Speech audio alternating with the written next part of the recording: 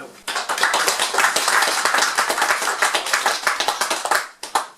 Julian. Hi guys, thanks very much for inviting me along. Now I've been around for a wee while, and I've done a few presentations and a few speeches, and I've been a candidate, like probably lots of you have been a candidate at some time. But I find myself in a very unusual position tonight, because normally what I do is I know exactly what it is that I stand for, and I want to persuade everybody in the room, and I'm willing to debate and I'm willing to argue the point. But tonight I'm actually kind of saying, well actually I'm a wee bit unsure. So it's quite difficult for me to be quite staunch and unsure at the same time. However, I've written out some points I was going to say to you tonight. As Julian said, I was on Facebook. I've been saying for some time now that I've gone from yes to unsure. Unsure is the word that I used. So I had some points, and I was going to finish off with a rousing quote, but I've decided I'm going to start with a rousing quote. And this is by the great Scottish socialist James Connolly, who fought for Irish independence back in the day. I always remind people this man was a Scotsman. He was talking about his vision of Irish independence. He starts off by telling us what it's not. He says, not a republic as in France, where a capitalist monarchy with an elective head parodies the constitutional abortions of England, and an open alliance with a Muscovite despotism brazenly flaunts its apostasy to the traditions of the French Revolution. Not a republic as in the United States, where the power of the purse has established a new tyranny under the forms of freedom, where 100 years after the feat of the last British redcoat polluted the streets of Boston, British landlords and financiers impose upon American citizens a servitude compared with which the tax of pre-revolution days was a mere trifle. No. The republic I would wish our fellow countrymen to set before them as their ideal should be of such a character that the mere mention of its name would at all times serve as a beacon light to the oppressed of every land, at all times holding forth promise of freedom and plenteousness as the reward of their efforts on its behalf. Stirring stuff. There's a bit in the middle, there's some ellipses, and he finishes off. If you remove the English army tomorrow, and you hoist the green flag over Dublin Castle, unless you set about the organisation of a socialist republic, your efforts would be in vain. England would still rule you. She would rule you through her capitalism, through her landlords, through her financiers, through the whole array of commercial and individualist institutions she has planted in this country and watered with the tears of our mothers and the blood of our martyrs. Wonderful stuff. Great words, not my words, James Connolly's words. So he was very clear when he was fighting for Irish independence, why he was fighting, what he wanted to see at the end of the rainbow on the other side. And he makes it very clear here. To me that translates very well to Scottish independence. Now guys, my background in politics, such as it is, I'm not a politician, my background in campaigning is I started off pro-Palestine campaigning with some of the comrades here tonight, and then after a few years of that I joined Solidarity because I'm a socialist. So that's where I'm coming from. You can tell from that quote, that's where I'm coming from. So therefore, the reasons I wanted independence, probably like most of us I'm sure, is to make Scotland a fairer place, redistribute the wealth, ban nuclear weapons, stop fighting illegal wars of aggression, welcome war, refugees, etc. As an internationalist, I'm less bothered about things like bun suppers and flags and Tunnocks tea cakes or being a true Scot, but I realise those are issues that motivate a lot of people. So there's a background. Why have I moved from a position of certainty to a position of uncertainty? I think there's 4 points that are here. First of all, I've noticed over the last 3 elections we've had in Scotland voting to the right, or moving to the right, or voting Tory. I think that alarmed all of us. The last council election, the last general election, the last Scottish Parliament election.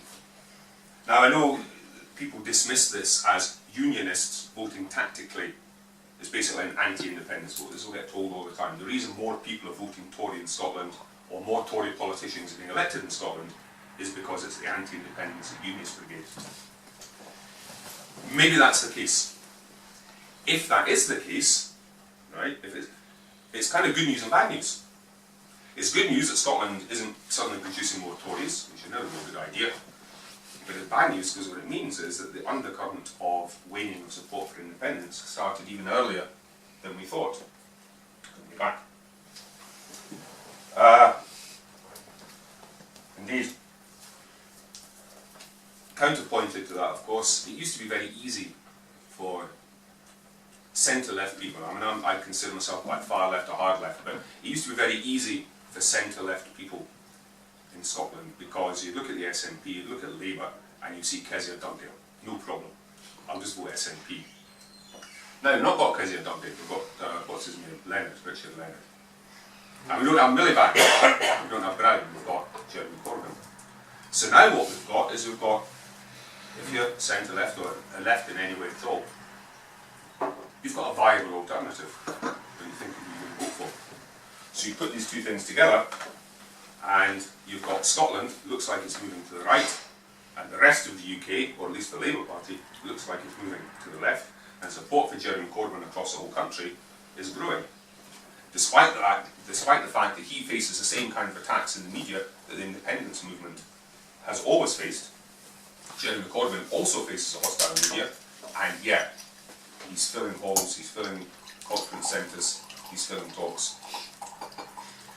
So those are two things that happen there, and the question for me then is, I say, well, do I want to live in a socialist UK or a right-wing independent Scotland?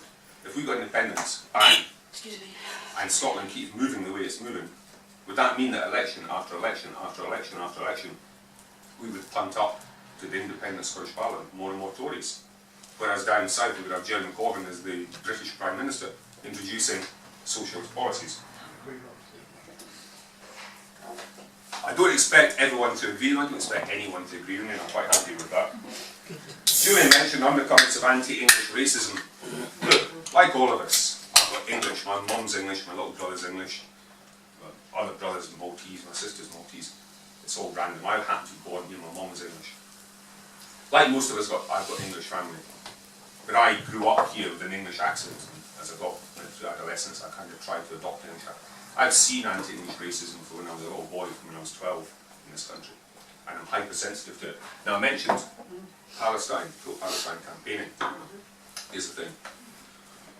Within the Scottish Palestine Solidarity Campaign, we campaign for the rights of the Palestinian people, and we campaign against Zionism. We have to be on our toes, with our eyes wide open, alert every second of every day to stamp out anti-Semitism. We're not anti-Semites, we're not anti-Jewish, we're anti-Zionism, pro-Palestine. So I bring that same sense of paranoia, if you like, to the independence movement. The slightest hint of anti-Englishness and alarm bells go off with me. A, because I've got an English family, like most of us have, and B, because of my background, watching out for the seeds of something that you don't want. Now I mentioned Jeremy Corbyn as well. You see, as a Scot, I naturally favour the underdog. That's what we do. We favour the plucky underdog. And the independence movement, when it started off, when we all started off, that's who we were. We're full of optimism. And no matter what the mainstream media, the unionist media threw at us, we were unfailingly upbeat in response. It doesn't matter, you know. We had a positive message. Burns, not bombs, all that sort of stuff. There was a great speech by Tommy Sheridan in the independence campaign there. He said, listen, they're threatening they're going to close the banks in Scotland. They're all going to move out of Scotland. He says, only banks are they closing in Scotland. In an independent Scotland, will be the food banks. We're going to end poverty. It was all upbeat, it was all positive, and it was responding to negativity with positivity. It was a plucky underdog. And I subscribe to that wholeheartedly. What we've got now, and what you see on social media a lot, what I see, sorry I'm talking about myself here, what I see is now the plucky underdog has become Jeremy Corbyn. And a lot of the time what you're seeing is pro-independence supporters on social media ripping into Jeremy Corbyn. But here's the problem, there's a logic problem here. What Jeremy Corbyn is standing for and promoting a lot of the stuff that he wants to promote, is exactly the sort of thing that the YES movement is talking about. Let's ban nuclear weapons. Let's stop illegal wars of aggression. Let's renationalise railways and utilities. So if we attack Jeremy Corbyn and we rubbish him and try to salvage him, we're actually arguing against ourselves or attacking ourselves. It's self-defeating. As well as it's a tone change from what I've been used to. Now look, I'm no snowflake. I'm not overly sensitive. I'm a comrades in the Palestine Solidarity Campaign will tell you if you stand on stalls and go on marches of Palestine, you can't be overly sensitive, you can't be a snowflake. I've had right-wing thugs scream in my face, I've been assaulted by the police, all sorts of stuff, right? It's all par for the course, okay? Happens all the time. So if I'm picking up on these little nuances, and the alarm bell's gone off, you know? So what should we do? So in my opinion, what would the YES movement do? My tuppence worth, and that's all it is, it's tuppence worth. I'm not speaking for my old party, the National Secretary for Solidarity, I'm not even where I reside.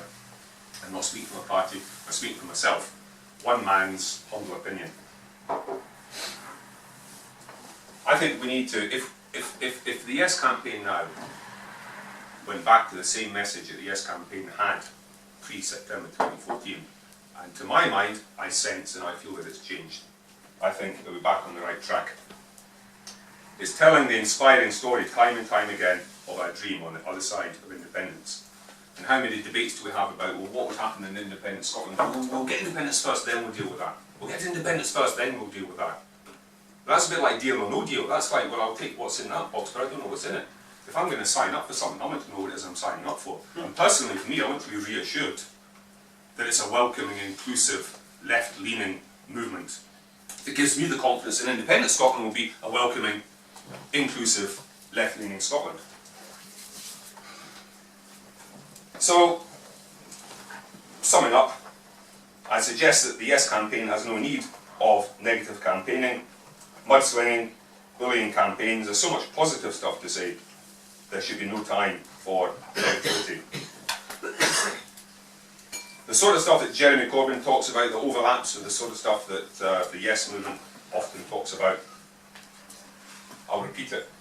No nukes, no food banks, an anti-racist, inclusive society, actively seeking immigration to address our declining population problem, by the way, in Scotland. Massive investment in council housing for those who need it. All paid for by the immeasurable savings, and the cost just keeps going up every time I look, on nuclear weapons. Paid for by the refusal to fight imperial foreign wars of aggression. Bolstered by a budget fed by fair taxation. So the companies pay their tax, and the super rich pay their way or go away. Thank you.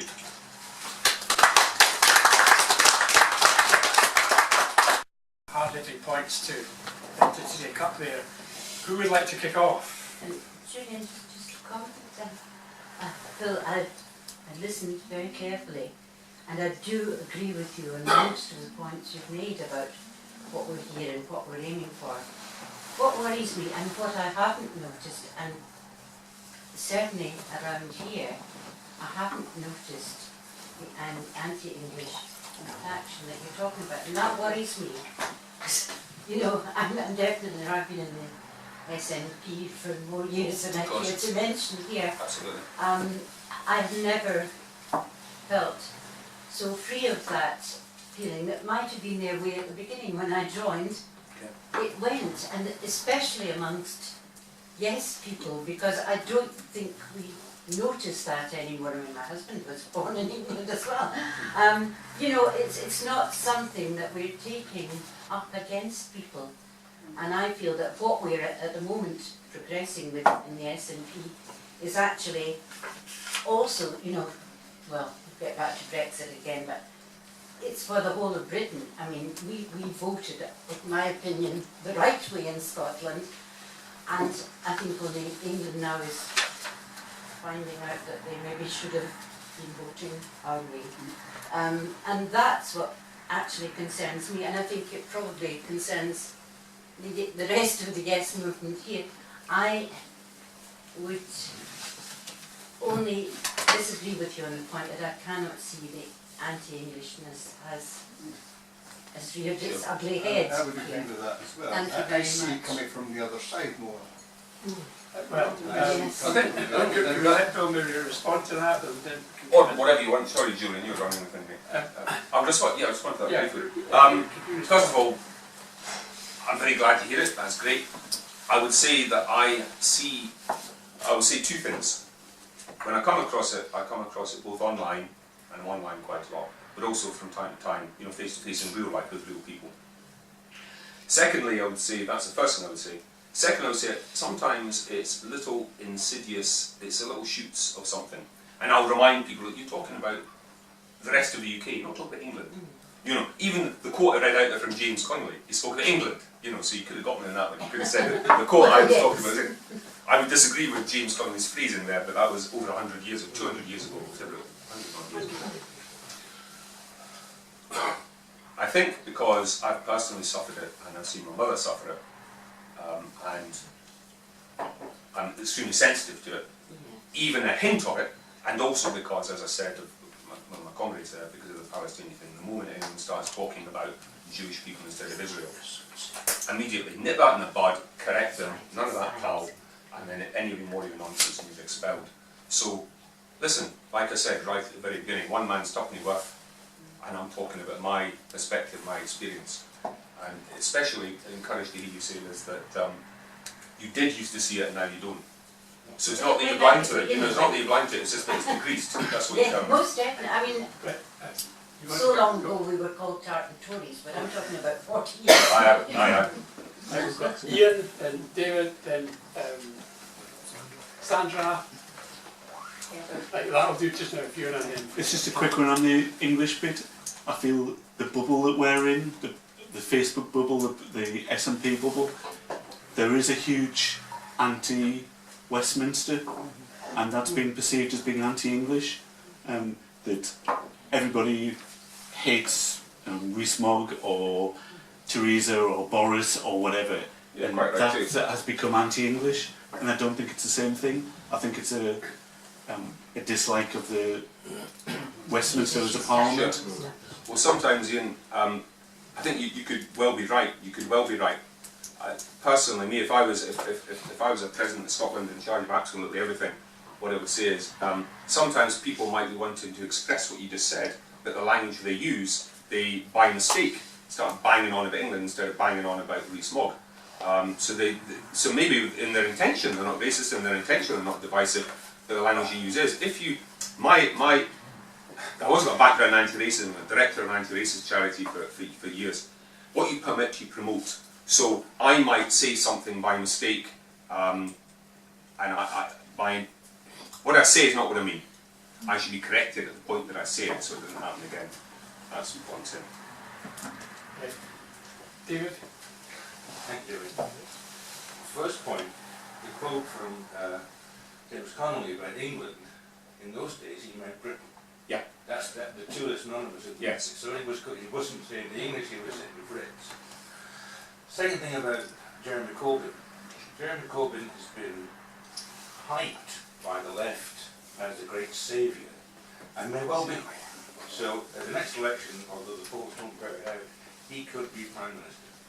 And then 5 years later we get the Tories again in Britain. That is not liable to happen in Scotland, in my humble opinion.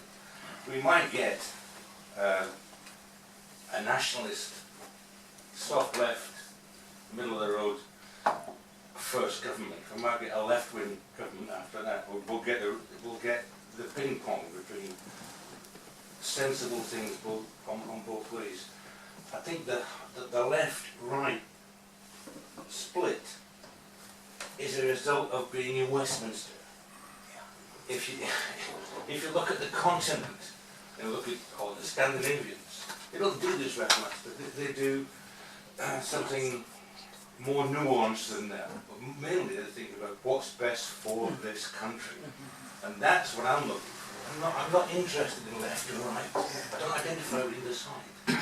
I identify with the Scotland that I've adopted and has adopted me, and I'm English, and I'm very grateful that I've been able to make my way in this country. And I love it. And That's what happened. That's my focus. I want freedom from Westminster, so that we can pursue what's good for this country, not what's good for the other country down south. And that's why I'm a yes. I think that's what James Corbyn was kind of driving at as well, because the structures of British establishment structures are so deeply embedded everywhere in these islands that it's going to be difficult to throw them off. And you're right about it being against Westminster rather than against particular English people. I think, Dugdale, you said you felt it coming the other way. That kind of illustrates what Bill was saying in a way, because one is hypersensitive to criticism from the other side, whoever the other side is, and you pick it up instantly. But then you've got to look at your own reactions, your own actions, and think, well, maybe I'm getting it wrong as well. You know, maybe things I've said are insulting to whatever English people, Pakistani people, whoever you're talking about. So it gives you a kind of almost a tool to check on how you're interacting with other people as well. You feel it if it's against yourself, and therefore, by implication, other people must feel it almost hypersensitively, equally. Sandra was next. Can I just give one more point about this English? The only time I've been told to F off back to England was at a public meeting where I spoke up, and the Tory got annoyed about this English guy having a go at him. Sorry, you want to go back on that? Yes, please. But you want to finish it? I was going to get Sandra in, but sorry, just very quickly. It's interesting, isn't it? Because David, again, I agree, especially what you said at the beginning there about how James Connolly said England went Britain, all this sort of stuff. But it's interesting because from the same quote that is read out, I have a different interpretation of it. In that I believe that James Connolly was specifically giving an argument against nationalism just on its own. And I would interpret what he said there about just what's best for Scotland. I would say, well, that sounds like more nationalistic rather than idealistic. He was saying that, look, you can hoist the green flag, but unless you're actually going to make structural changes in a certain direction, then you're going to have exactly the same country with a different flag underneath it. And so if people are saying to me, let's say that I'm a blank slate, people are saying to me, Bill, we want you to vote for independence, and I say, well, why would that be? What's going to change? Never mind that, Bill. We'll have our own flag, we'll have our own parliament, everything's going to be exactly the same, but won't we have to see that bloody Union Jack anymore? I'm no fan of the Union Jack, but that's not enough reason for me. I need a vision, and that's what James Connolly was talking about, his vision. Absolutely, and we had that kind of vision, and we should be. I think one of the reasons that we kind of have backtracked on that is that every time we put up a vision, it was banged down by the media. And every positive case you made, it was just slapped down. Absolutely. And you can see from the way that the Tories campaigned on one platform, no referendum. That was the only policy, and they got an increase in the number of seats and everything, because they weren't banging on about different issues. They had one issue, and everybody understood what it was. So I think that's one of the reasons we've kind of roared back a wee bit from all these.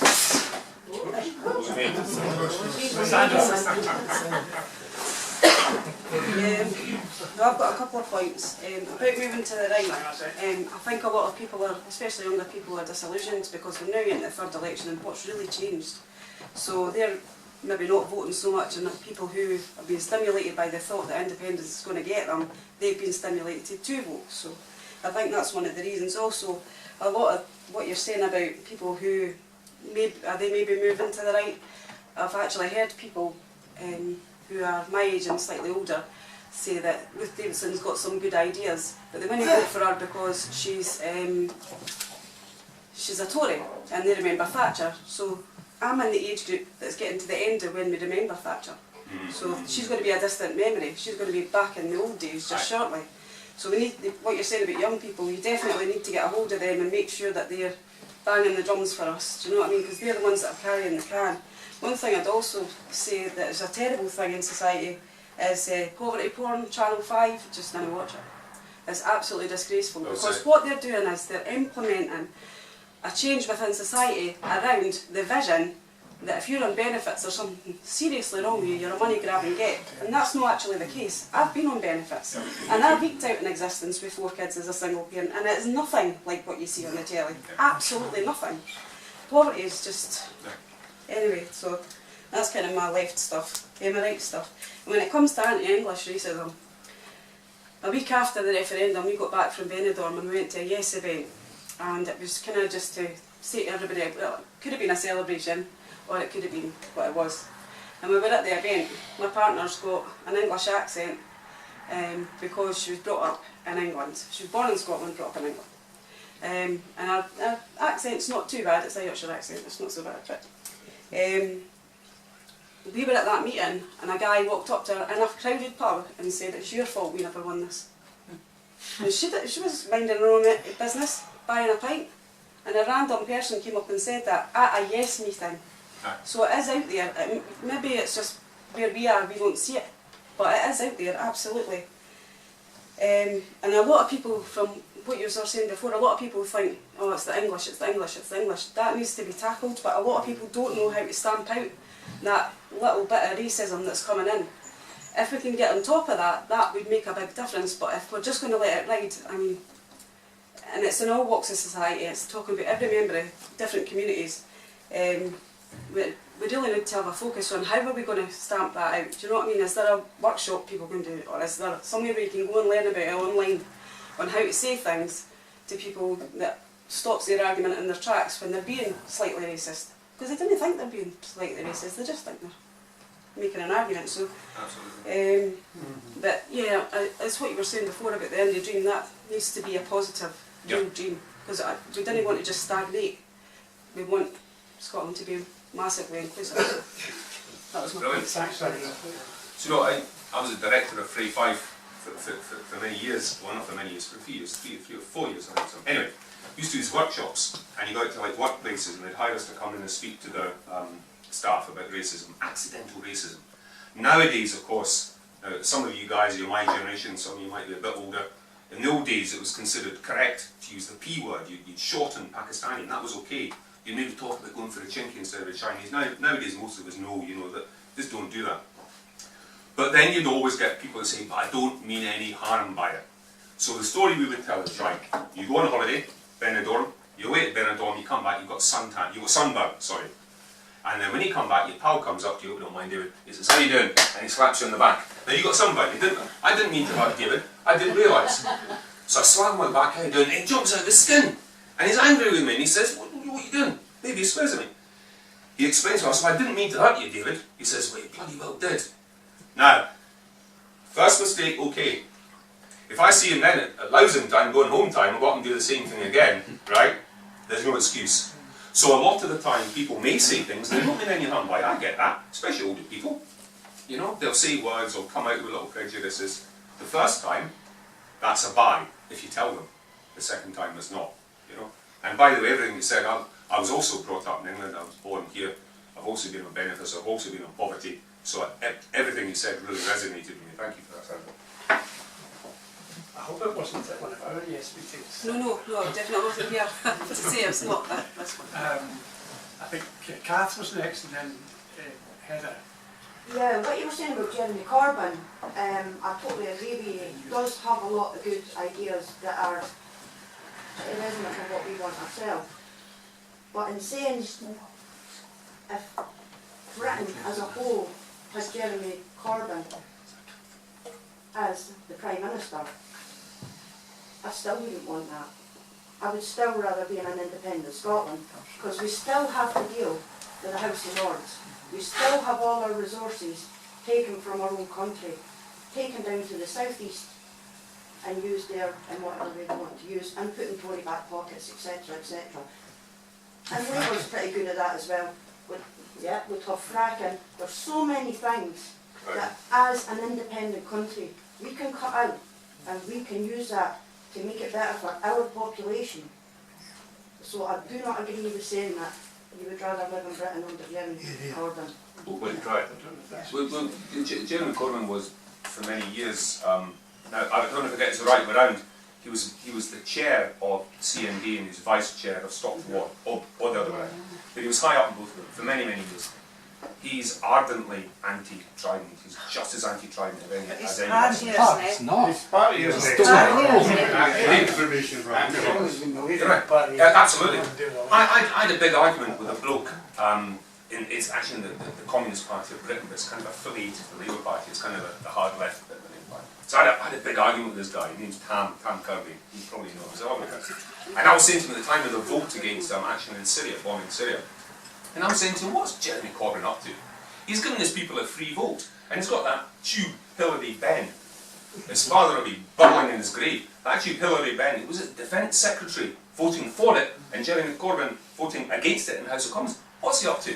What's this man? He's no leader. So Tam says, oh, he says, he's a leader, but he's not a tyrant. He's a Democrat. What he has to do is he has to convince his MPs, his members, one by one. He's inherited a nest of snakes. I mentioned before Miliband, and I was really even saying the name Blair. But people like Blair, Brown, Miliband, what a bunch of totally incompetent losers. Except for Tony Blair, he wasn't competent, he was evil. He's inherited this, and day by day, year by year, month by month, his influence is spreading. You see it all the time. He started off as a joke. And by the way, the mainstream media has him popping up all of a sudden. For years and years I've been following him. Like reading the Morning Star every now and again. It's a union's paper, it's a very good left-wing paper. Jeremy Corbyn has been working away quietly for decades in politics. And that's what's wrong with him. He doesn't have an impact. Fair enough, fair enough. Right. For me, Okay. personally, he doesn't shout out enough. Heather, I think maybe next, and then the gentleman at the back. Yeah, I would just wanted to question you on the Tories gaining more power in Scotland, because actually recent polls by Richard Curtis show the opposite. They're losing power, and actually there's quite a shift away from people that voted Conservative are shifting away again, because they're seeing how they're not only governing England but Scotland, and it's applying to the whole of the UK. And I do think that might continue as a trend. And also, Richard Leonard, you know, is a complete and utter buffoon. I'm sorry, that man. I don't even know how he managed to get where he's got to, because he has no intelligence that I can see. Well, exactly. You know, this is the problem. If you watch Constructive is dead. Listen, if that's the case, Helen, in terms of his opinion polls, that's great. What I'm going by is the last council election we had, before the council election, we had one Tory councillor here, and now we've got 12, is that right, Ian? We've got 12. Yeah, but that was... That's bloody scary. That's changed. And we've got, It's changing again, though. okay, well, I mean, the three elections, I mean, I had them all here, they're all in. The last three elections, well, the general election, the Tories gained, where are we? Yeah, they did gain. The Tories gained, and the Scottish Parliament election. So the last three elections, it's all in there somewhere. And Labour lost in Scotland because of Kezia Dugdale and their stupid policies. Absolutely, she was a complete disaster. I don't know what they're thinking of, but there you But go. also Jeremy Corbyn let himself down because he knows nothing about the difference of law in Scotland and the law of England. Yeah, absolutely. By the way, I'm yes, okay. I like Jeremy Corbyn, I'm inspired by Jeremy Corbyn, but I'm not particularly here to defend Jeremy Corbyn, but I do take the point I mentioned in so it's fair game. And also, he still has a nest of vipers, as you say. He does, but I think he's clearing them out one by one. But, yeah, okay. I mean, it's... But again, I concur with everybody else that said, I think we should govern ourselves. And I actually think that the SNP is setting out quite a lot of ideas and moving in that direction, implementing a lot of policies and plans. The Corbyn pinches. Yeah, Corbyn pinches. Aye, yeah. Corbyn's been around for many years saying this sort of stuff, but this is a problem. It looks like this popped up, but it hasn't. He's been around for ages. No, but I think the Scottish Government and Nicola Sturgeon have got good vision of what they want to aspire to. And there's a lot of different movements going on in Scotland just now. And I really hope that continues. Over land reform, all sorts of things. electoral reform as well. Yeah, yep. Because absolutely, the one thing I can't understand is why in 2014 there wasn't a massive hue and cry over the fraud that took place on the independence referendum. Because it was certainly fraud. There was a lot of corruption, a lot of ballot boxes changed and stolen. There was huge corruption on the West Coast, papers written about it. And all these supposed older people voting, it's not possible. They do not constitute that much of a percentage of the population. It was a shambles and a scandal. And I, today, still can't understand why that is not made a lot more of. It's buried, I think. It's been buried. buried. Seriously. After The gentleman at the back. Sorry, you've been waiting a long time. Terry.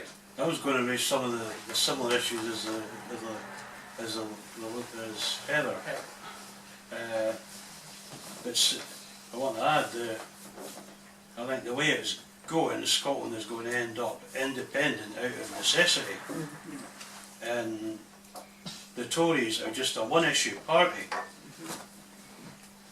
After Brexit next year, they once the focus is back on domestic issues, they'll just implode. So It'd be great if they did, Gary. And I mean, Heather's putting forward the proposition that the Tory support is dwindling in Scotland. That's great because over the last election has been growing. The last 2 elections has been growing, and it just absolutely baffles me. It absolutely baffles me in a country that suffered under Thatcher that people would vote for these people. And when I talked about being in poverty, having a child, being on benefits, that was under Thatcher. And I was working at Moss Moran when the miners' strike took place, and that was the last job I had for about 5 years after that. My wee girl and my wife in Kinghorn, and that was under Thatcher, and then that clown that came after her. And how could a country who has suffered under Thatcher then, how could there be a resurgence? It just beggars belief, but it's there. it's just unionist. It is the unionists that vote for it. Definitely is. There's also a one-issue election in Scotland. It was the tabloid press that distributed it, so it was no second referendum. I know, well, that's the thing, and I say to people, you see, I argue inside my head. When I started off, I'm saying my one sure, obviously anyway, doesn't matter. I argue inside my head about this, because I say, no, wait a minute. Why would people vote for Tory councillors because they're unionists? That's stupid. How could Fife Council, as magnificent as it is, how could it have anything to do with independence? But then I think, no, wait a minute. The same thing happened. Lots and lots of millions of people were voting SNP people into councils because they're pro-independence and so. So actually, people do make that mental link. Although logically, if you're a robot, you would say, right, there is no link between my local council or my regional council and independence. So then I say to myself, oh, maybe that is what it all swirls around in my head. It just doesn't make sense to me. Quite a few I people think it's quite difficult to understand, especially when it comes to councillors. It's quite difficult to understand the voting system, and that actually makes it a whole lot worse because it's If about. nobody votes for you, you don't get in vote. Well, that needs to change.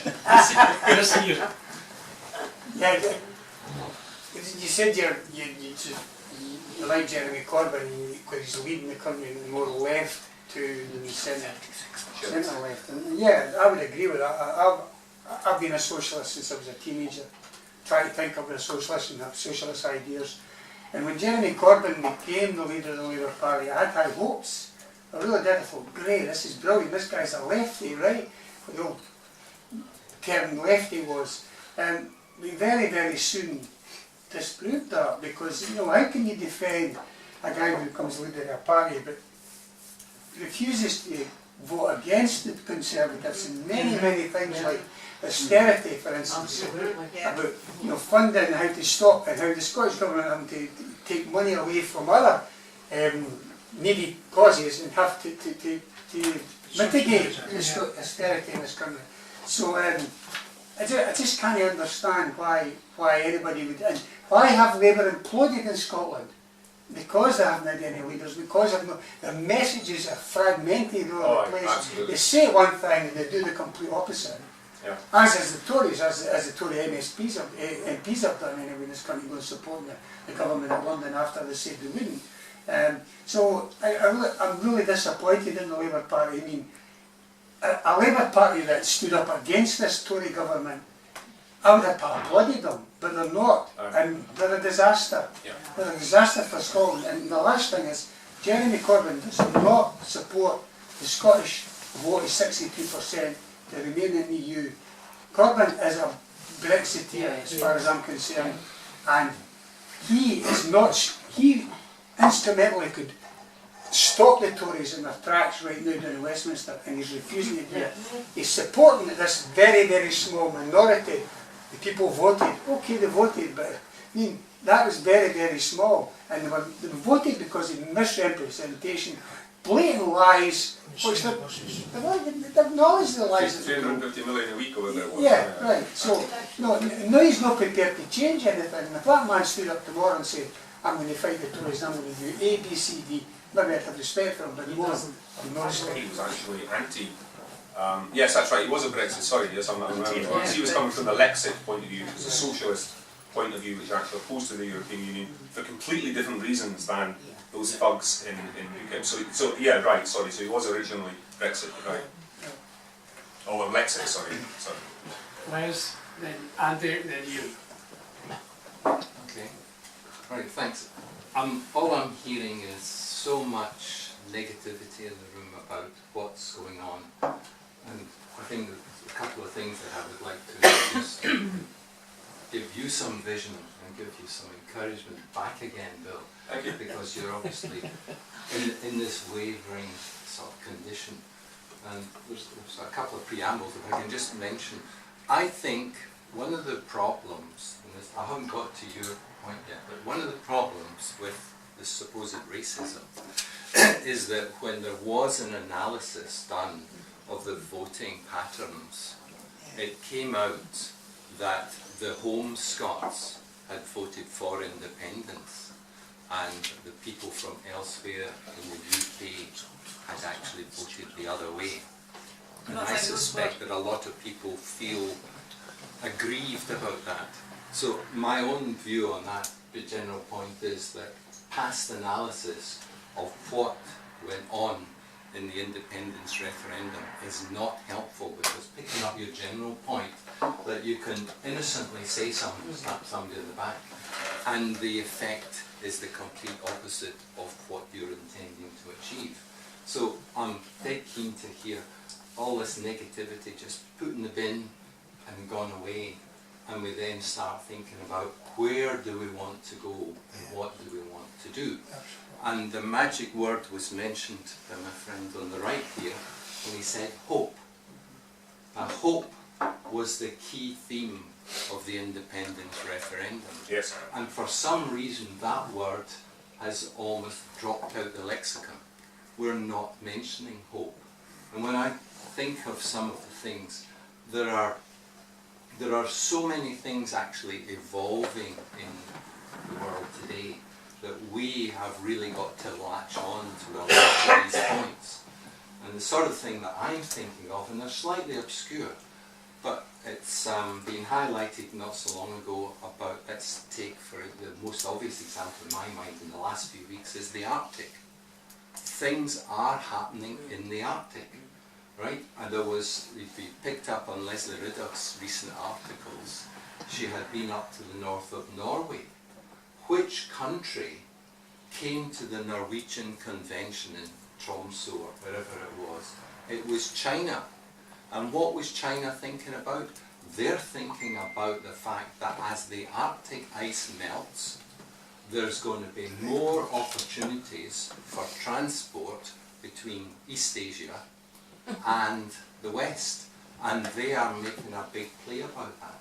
Now, the home British government doesn't say anything on these issues. They didn't even bother to want to send a delegate or delegates to that conference. And if you remember as well, going back to last summer, that Nicola Sturgeon went along and gave the theme speech in Edinburgh, which was called the Arctic Conference. And who was there? Was the Icelanders and the Finns, Norwegians, Swedes, and umpteen other countries. It got very little publicity, deliberately so, because anything that's a plus doesn't appeal to Jackie Bird and her cohorts. But the point is, the key thing is, we have got to put these hope messages out. And Scotland, if you turn the map upside down, and now we were in Unst in the north of Shetland on holiday a couple of years ago, and you'll have seen this. They turned the map upside down so that London was out the way, and what was Unst looking at? It was looking at the North Atlantic, it was looking at Greenland, Iceland, Norway, you know, where's the nearest railway station, all that sort of stuff. Sorry, I'm going on a bit long about Arctic, but I'm trying to get that illustrative point out, that Scotland has a golden opportunity out there, and what people have got to do is just shout enough in general so that it becomes a subject that more and more people become aware of. And if I just say the Arctic, I'd also say, funny how in recent times the oil price has turned round. Who knows? And yet, weren't we going to go down the tubes? Now I'm trying not to be negative, but I'm saying there's no harm. Politics is a rough trade, we get that. But you've got to take the things that are going for you and push and use them. And there's another one, the fact that whether it's because the pound has weakened in value and therefore the dollar earnings have got things gone up, but essentially there's a lot of money to be had in there. And on the wider context, I'm going to go back to the generality again. Forgive me if this sounds a bit of a speech, but I hope you're kind of listening to it. It's better than my speech. No, well, sorry. Okay, the sort of general, there is this sort of attitude about just what kind of situation is modern democracy, and in that, it's the idea of giving people that they've got to get the opportunities and the chance and the development of themselves. Now this comes back to the kind of things about education. And you know, when I cringe when I hear stuff like, well, 70 fewer people from disadvantaged backgrounds applied. No, I mean 70. But you know the one statistic that never came out? Just what was the total number of applications? It was just 70 had gone down, and they made a big story of that. So what we've really got to think in terms of is giving people hope by creating opportunities so that they can flourish. And then people will say, I've got a chance here. And if you go back to 2014, what really worked for us in the Dundees and the Glasgows and the North Lanarkshires were the people who got, there's nothing in it for me, saw there was something to go for. So what I really want to hear all the time is not the negativity and not about Jeremy Corbyn and good and bad. The man's a Brexiteer. He knows nothing about Scotland. He isn't interested in Scotland. He's pursuing the Labour Party. The Labour Party is a UK institution. We want to have control of our own affairs. And we're going to do ourselves, and we've got to do the things that are good for us. So don't forget the Arctic, flourishing, opportunities and hope. Thank you. Invite loads of English people to come up to Scotland when we've got a much better country. That's wonderful. Including all our relatives, because I've got quite a few down there too. That's the thing we all have. That's the whole bloody irony of it. You know, and I get into arguments with people on Facebook, and I say, look, my mum's English, my little brother's English. You know, I'm not standing for this. And I'm saying, don't you flaunt your bloody English relatives at me. I've got English relatives. And I'm thinking, but you're the one coming out with the anti-English rhetoric. You know, that's the whole point. We all have. It's not just English though, it's Irish as well. Andy, I think, is next, and then Ian. I think Jeremy Corbyn probably is relatively mediocre in opposition against the worst Prime Minister that we've ever seen. Yeah. But I do think that he was truly exceptional campaigning. And while it's easy for us to get our hackles up and be defensive, I think that we have a lot to learn, because number one on the item from the last meeting is the need to involve young people. He is truly exceptional at that. I understand that many of these young people are not what we would perceive to be traditional Labour voters, but they are coming from the left. Or as a friend said, they're lefties. This is something that we haven't seen. It's something that's interesting, and it's something that's definitely not happening in Scotland. I think his campaign And the last general election in the UK was exceptional. I don't think we've had an exceptional election campaign in Scotland for a long time now. And I think it's natural to be defensive, but I think we have to learn. He's saying something that young people are engaging with, that young people are being energised by, and he's bringing young people into politics, and that's something we are not doing in Scotland. Excellent. Well, I mean, there's a way to have a cake and eat it, and exactly what you just said there, which is to say, well, look, guys, we want to be an independent Scotland. So actually, in terms of Jeremy Corbyn, let's go an independent Scotland, right?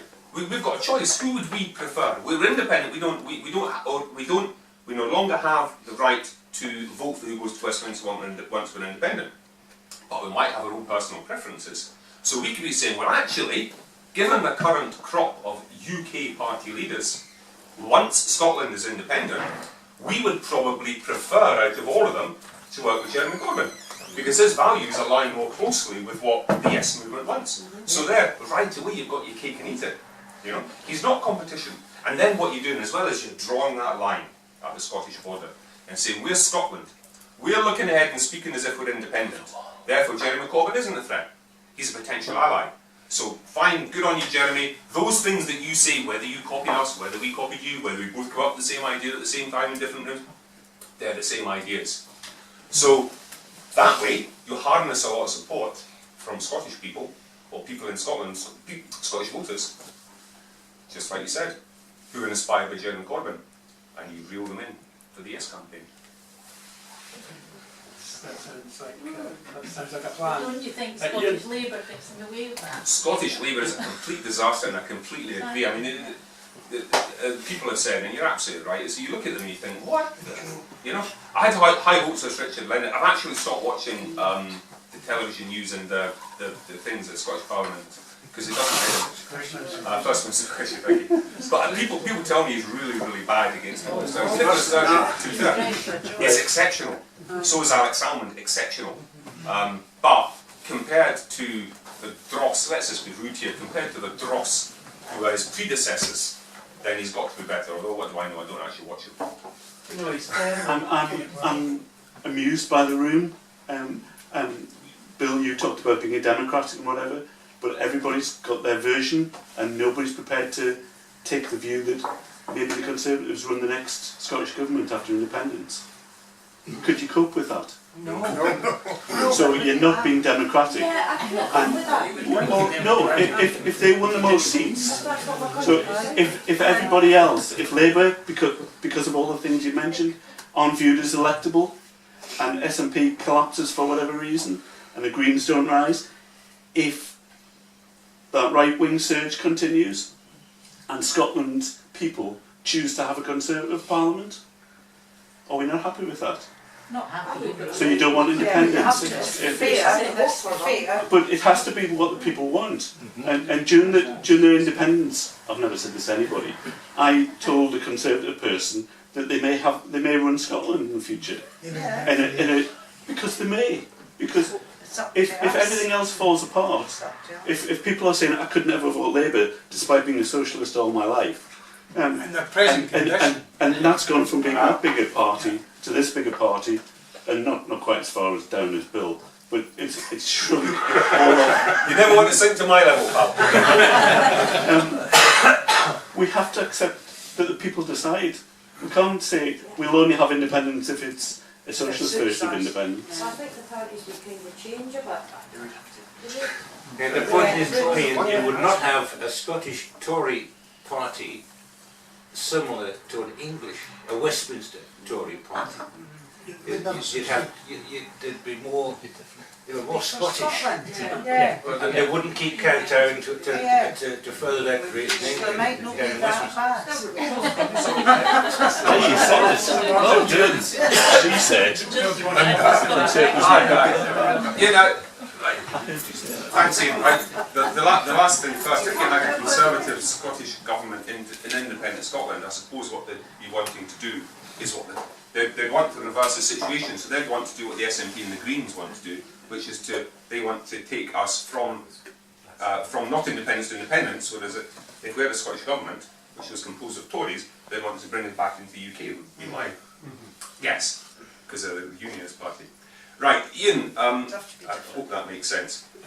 Ian, I got confused. I thought you were agreeing with me, but then I wasn't sure. And I thought, this can't be right. Whatever you were saying, Bill, I was agreeing with. Right, so imagine, right, imagine. So, right, Ian, are you a Geordie? Would that be fair to say? Would you describe yourself as a Geordie? Right, so... No, I'm Scottish. You're Scottish, okay. So let's, like, I mentioned my family, we're all born all over the place. We all find ourselves living in like my sister's Maltese, technically. She was born there. Because my dad was in the Navy. So, you find yourself, right, this is a hypothetical situation, you find yourself living in a part of the UK, and you find yourself, gee whiz, I've discovered I've moved here for work, or whatever it is, I just find myself moved here from wherever it was I was, and I'm in this right-wing enclave surrounded by right-wing horrible Nazi thugs. It's just everyone around me is just horrible, right? So, and what's worse, where I've moved to, I don't know, Herefordshire or something, nothing against Herefordshire, you know what I mean? Where I've moved to, bizarrely, right, that I find myself here, I've made my home here, I've got my kids and everything. These people want bloody independence now. Bloody hell. So now I'm going to find myself in this little enclave surrounded by right-wing thugs, or Tories or whatever, which is the same thing. And they want independence. So you can say to yourself, self-determination, that's a wonderful thing, but what do I want to do? I mean, I'm exaggerating, I'm trying to come back and answer your point. I don't know how well I'm doing here, because you confuse me. And I'm not sure what your point is, but I'm determined to argue about it. So you say to yourself, well, the democratic process, you said, you said, well, would that be democracy then, if you're not the wrong rule of the people? I mean, what would I do? I don't know, would I move or a campaign against it? I'd be really worried. So then if people are saying, if what David said here, if we had a Scottish Parliament, what you said, Ian, independent Scotland, and then we've got a Scottish government run by the Tories, would I be happy with that? No, of course I wouldn't be happy with it. And I'd oppose it. Would that be anti-democratic? Of course not. Because I'm opposing the Tories now, I was opposing the Tories yesterday, and I'll oppose them tomorrow if we're in an independent Scotland, they're running the country. But if I find myself in the middle of the country, which is swinging rapidly to the right, and everybody inexplicably, apart from all the decent people in this room here tonight, we're all signing up to the Conservative Party, and they're going to say to me, Bill, you're going to be living in Scotland, and it's going to be a right-wing paradise. And the effing migrants, and the effing people on benefits, and the effing this and the effing that, sod them. You know, I ain't voting for that, I'm voting against it. I'm going to stop it happening if I can. But we're going to have to trust that Scottish people aren't going to do that. Yeah. But the point is, though, the Scottish people, they keep voting Tory, that's my problem. No, I'm 56 years old, I've grown up, I grew up in England, I came here when I was 12 or 13. I've been here a while. The whole of my life, Scotland has been consistently, reliably anti-Tory. They've voted a couple in now and again just to keep them happy. But there's nothing you've ever had to worry about. And bloody hell, we've got 12 councillors, we've got 16 MPs, or we've got the numbers here, and 12 MSPs, or the other way around. There used to be, what was that joke? We had more pandas in Scotland than Tory MPs. Now we've got 16 of the buggers, you know? But that's just because of the unionist argument, because they fought the last election on one policy. And 55% of Scottish people didn't want independence, and so a lot of them went Tory. But actually, and that's the only reason. The thing is, we'll never really know the truth about that independence referendum because of the rigging that went on. That's a different subject. I actually probably think it was probably turned out 70% independence and 30% for unionism. Yeah, but the whole point is that he's saying there's a Tory resurgence. There isn't a Tory resurgence. It's just a unionist. Oh well, I'm a no vote and I'll vote. I know people and you have like to remember, there's an awful lot of people, particularly from London, who have decanted, moved to Scotland because they sell their properties there at vast profit and buy much cheaper in Scotland. And they have a lot of them have moved up here and done exactly that. So they are unionists as well. They will probably always be unionists. But it's a truth not also that there is a small With a percentage bit of trepidation, I see Les's hand up again. One sentence. Sure. Everything you think about in the 2017 that resulted in the 13 Tory MPs, David Mundell plus his 12. 13, thank you. It's got to be analysed through the prism of Brexit.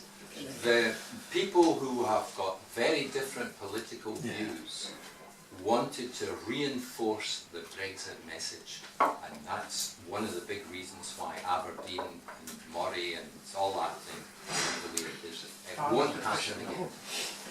I agree with that. Other years. Can I answer the one comment back on the Labour Party again and picking up on what Ian said there about who we're going to vote for when we become independent? Because in theory, yeah, we're going to start with a clean slate, as you mentioned. We could have the opportunity to vote wherever we want. If we're going to have a democracy, that's what we need to do. But I mean, the Labour Party, you know, have basically had the chance, the opportunity here, and there's quite a few Labour people support independence. They had the opportunity when they were completely going down the Swanee to say, no, we will support independence in Scotland, because when Scotland becomes independent, we could be the governing party of this country. But they didn't have the common sense and you know, leaders to lead them in that way. And the Labour vote went astray with the misinformation they were given. And now they're completely destroyed in Scotland, and the only way they'll ever build themselves back up, if you want to move to elected Scotland, is to have the Labour people voting for independence. Yes. As far as I can see. Yes. And then we can start with a clean slate. And if you want to vote Conservative, you'll have the opportunity. I reckon it'll be about 2% of the population. Yeah, you're right. It's all the way up to right. Almost word for word, I said that to Bobby Cleland outside the polling station in September 2014. Just, I could see it then and prior to that, that was the way that Labour would, the only way Labour could save itself was to go for independence from then on. And he kind of agreed that that was probably the best plan, but they couldn't do it. Any more? Last question, right, Joe? I would just like to say, if you're taking Corbyn as a great example of a person to follow, he's let down Scotland on so many occasions. You can say what you like, having been a leader of CND, he fell flat on his nose when it was the vote for bring another tribe up to fast lane. Renew it. Yes, oh aye, bring it on. And he voted with the government wholesale. All these MPs voted with the government. It was unusual. Jeremy Corbyn voted for renewal of tribe. Yes. Okay, I didn't know that. It's worse than that. Sometimes it's the abstentions. When they stand and abstain from voting, it's like just saying yes by the back door. So he abstained? No, there are occasions where he's abstained in voting. Right, okay. And it's just as bad as voting with the government. Yeah, absolutely. The other thing is, if you're saying that Corbyn's a great example to follow, he can rouse great big crowds and everything. Well, the first occasion after the referendum in 2014, you might recall that the leader in the SNP was in huge halls, the great big hall in Glasgow, and she was leading, and people, she was saying what people wanted to hear. So you're not telling me that they've just disappeared. No, I said earlier this evening that both Alexander and Nicola Sturgeon, in my opinion, are exceptional. I've got buckets of time for both of them. Yeah. I admire both of them. Yeah. So why do you think that people have had second thoughts, or they have said it might be that it's the press that's tainted everything, but or that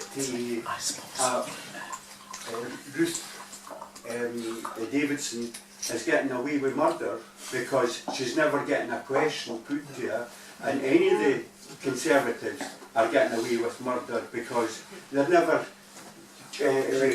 challenged. Ministers are on TV every Sunday.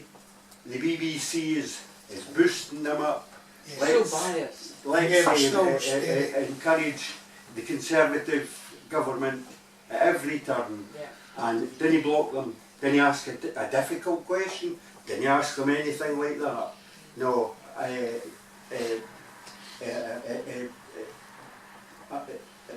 I've lost my words.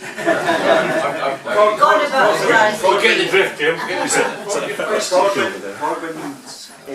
is not a person to be trusted or to be followed.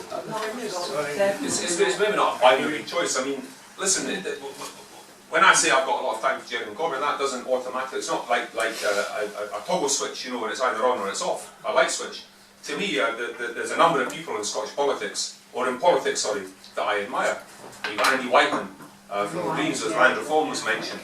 I spoke with Jeremy Corbyn, and I saw the crowds he drew at the Dunfermline Gala a few years ago. It was amazing. You got Alex Aldi, was fantastic. He was wonderful, and he had just he had that cheeky, chappy underdog charm that really worked for me. But he was Marmite. He was like Tommy Sheridan. Some people said, I'm not voting for independence, so I don't like Alex Almond. That just baffled me. I worship the guy, I think he's great. His personality is fantastic. So what I'm saying is, it's not a case of I say, well, I could look at a politician. See, I come from a very small party, right? So we have that kind of attitude. When I was in Solidarity, we had that kind of attitude. Look, we're too small to have all the answers. We have to agree. So, for example, Andy Whiteman's land reform bill, we looked at it and said, you know what, that's actually pretty bloody good. And instead of doing what a major party would do, which is go away and write something which is pretty much the same and change a few details and say it's different, we just say that's brilliant, we just acknowledge it, hat off to you, and crack on. So maybe that's also another reason why I've got a slightly different perspective. I don't feel like I'm being traitorous to one politician if I say that I respect another one. That's the best I could come back to you with. That's a good point, Bill. If a policy is good, why not just say that's good? We'll absolutely. That is one of the problems with big party politics, is that they will privately agree that a policy is good, but they can't agree with it in public because it's their. I'm Larry Black.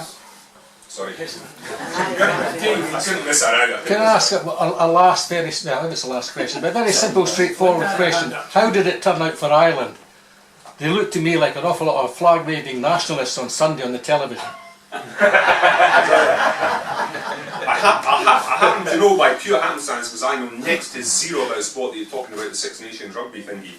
Aye, but I know next to nothing about Irish politics, and I don't know how they turned out. Are they very much two-party system? Are they I'll even pretend to know why. Coalitions? I don't know. Don't talk to John Mair. No, don't. But they don't seem to have turned into a really nasty, inward-looking, unpleasant country to live in. Fair enough. In spite of John Connolly's reservations.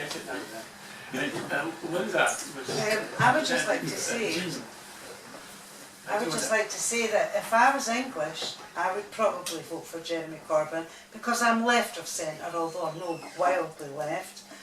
If I was English, because English, they didn't have much choice. If you lived in England. If I lived in England, sorry, if I lived in England. See, there was a mistake there that I really didn't mean to make. Absolutely, no, it's but I would like to say, if you had the choice tomorrow to vote yes or no, would you put your trust behind the Westminster government, or would you put your trust behind the Scottish people?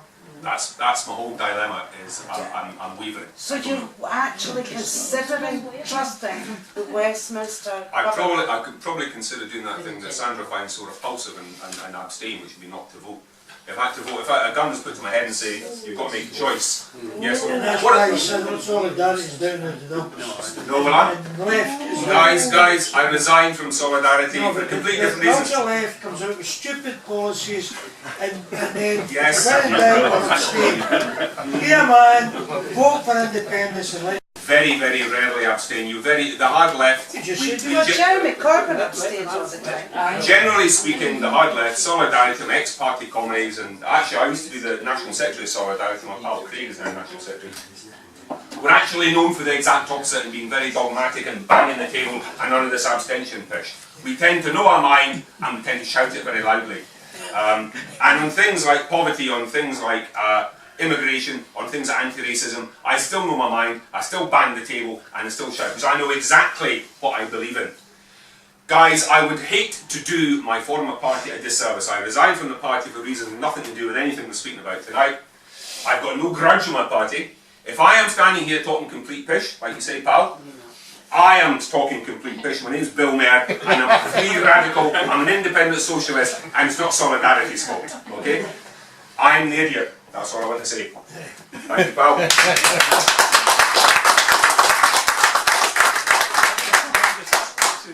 Can I have one? I just want to say how much I've enjoyed this evening. I know I've been very quiet, but I've really enjoyed listening to you.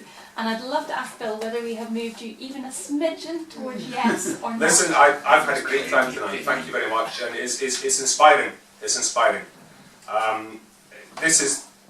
This room here tonight is what was my general experience of the Yes campaign back in the day when I was all for it, when I was gung ho, you know. So I've genuinely enjoyed my time here tonight, and if we're going to form a Scottish Government cabinet of all you guys and nobody else, I'll be up for it. So if you can promise me, I'll just do you guys and nobody else.